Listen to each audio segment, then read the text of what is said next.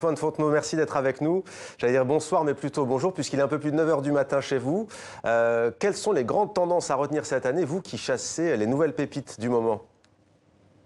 Vous savez, Mohamed, le CES ici à Las Vegas, c'est aussi bien un salon du gadget technologique qu'un indicateur de grandes tendances de ce qui va faire notre quotidien plus ou moins utile. On a vu beaucoup de choses autour du sommeil, un oreiller réfrigéré par exemple, beaucoup de choses autour de la santé aussi.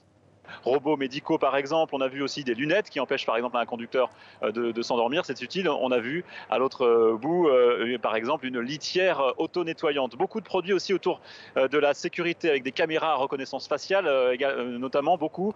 Et même si les fabricants commencent à prendre en compte la problématique de la sécurité des données, de la vie privée, ce qui pourrait être un frein à la par les consommateurs. Alors, en matière de grandes tendances maintenant, on assiste à un renforcement de l'intelligence artificielle. Les fameux assistants personnels type Alexa ou Google Home sont vraiment intégrés partout désormais, aussi bien dans l'électroménager que dans les interrupteurs, comme le fait le français Legrand. On parle toujours aussi beaucoup ici au CES d'automobiles, de voitures autonomes. Il faut savoir qu'ici à Las Vegas, des taxis autonomes sont déjà en circulation. J'ai pu le tester pas plus tard qu'hier. Et puis on parle beaucoup maintenant de 5G, la nouvelle génération de réseaux mobile toujours plus rapide, et ce n'est pas anecdotique parce que ça pourrait, cette vitesse 5G, permettre l'éclosion justement des voitures connectées autonomes ou même le développement d'opérations chirurgicales à distance.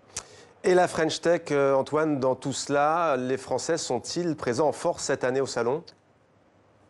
Oui, alors en fait, on pensait avoir atteint un plafond l'année dernière avec même une impression de désorganisation l'année dernière, tellement les startups françaises étaient nombreuses et regroupées sous différentes bannières. Il y a la French Tech, effectivement, mais il y avait aussi des regroupements par région, ce qui rendait cette présence difficilement lisible pour les étrangers, qui sont évidemment très nombreux ici dans cet événement international. Finalement, cette année, presque toutes les entreprises françaises se sont regroupées sous la bannière French Tech, et au total, ce sont quelques 400 entreprises qui ont fait le déplacement à Las Vegas. En termes de start-up, la France fait désormais jeu égal avec les États-Unis. C'est même en fait la première délégation ici à l'Eureka Park où je me trouve, où sont regroupées toutes les start-up.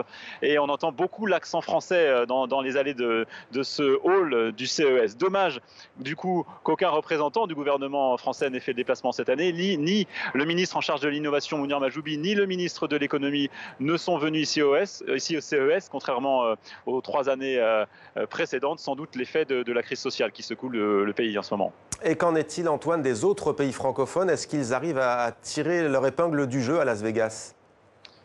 Eh bien oui, en fait, les politiques d'autres pays francophones notamment bénéficient de l'absence justement de leurs homologues français. Alors les délégations wallonnes, québécoises et suisses ont toutes très fortement progressé. 15 entreprises pour la Wallonie, 30 et 20 entreprises dans un premier village suisse ici au CES. En revanche, une présence qui semble se dégrader pour les entreprises africaines. Il y a une délégation marocaine assez importante, quelques startups égyptiennes et sénégalaises, mais c'est tout. En tout cas, des politiques d'autres pays francophones ont fait le déplacement. En l'occurrence, les ministres wallons et québécois sont sur place, et ils se sont rencontrés hier avec précisément l'ambition de renforcer la coopération du monde numérique francophone. Écoutez. Au niveau des entreprises, au niveau des startups, il y a parfois un pas qui est plus difficile à franchir. Il y a la barrière de la langue, il y a la barrière de la culture tout simplement.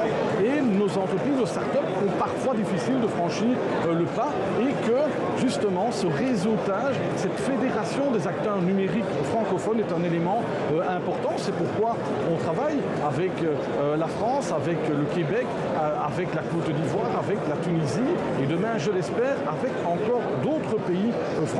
Quand on regarde le commerce entre les différents pays francophones, j'ai inclus l'Afrique là-dedans, on parle de vingtaine de milliards de dollars. Il y a quand même une relation commerciale assez étroite. C'est sûr que culturellement, pour nos entrepreneurs, c'est plus facile de travailler avec les gens de la Wallonie, les Français, les Africains. Alors il y a une synergie sociale et culturelle qui rend un peu logique cette relation-là. Merci beaucoup, Antoine Fontenot à Las Vegas pour tes